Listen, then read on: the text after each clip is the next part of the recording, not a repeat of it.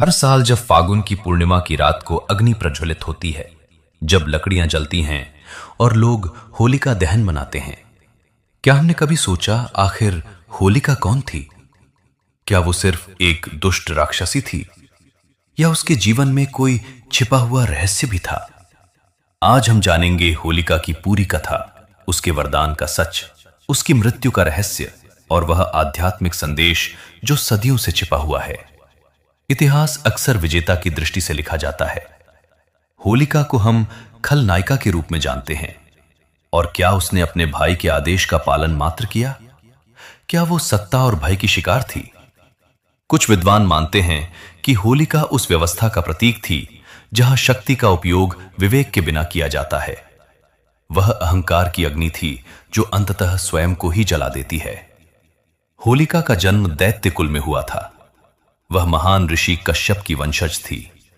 उसका भाई असुर राजा हिरण्यकशिपु एक शक्तिशाली राजा था। हिरण्यकशिपु ने कठोर तपस्या करके ब्रह्मा से वरदान प्राप्त किया था। न वह मनुष्य से मरेगा, न पशु से, न दिन में, न रात में, न धरती पर, न आकाश में। इस वरदान ने उसे अहंकारी बना दिया। वह स्वयं को ईश्वर समझने लगा।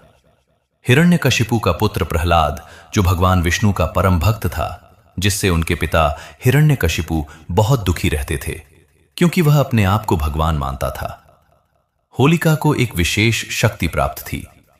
कथा के अनुसार उसे अग्नि से न जलने का वरदान मिला था। लेकिन यहां छिपा है पहला रहस्य। कुछ पुराणों के अनुसार वो शक्ति केवल तब काम करती थी जब वो अकेली अग्नि में प्रवेश करे। यह वरदान कोई खिलौना नहीं था। यह शक्ति थी धर्म के साथ उपयोग करने की।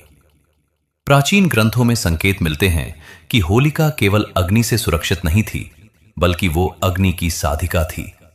वो अग्नि को नियंत्रित कर सकती थी। उसकी साधना थी अग्नितंत्र।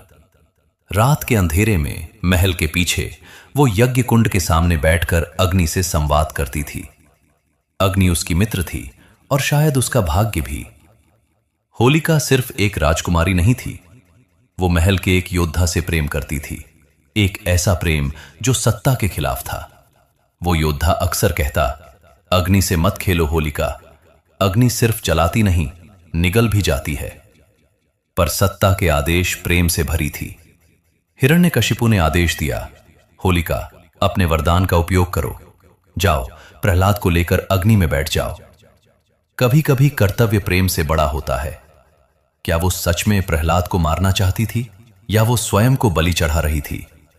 कुछ कथाओं में कहा जाता है, होलिका ने अग्नि में बैठते समय प्रहलाद को अपनी गोद में सुरक्षित रखा, जैसे एक मां अपने बच्चे को बचाती है।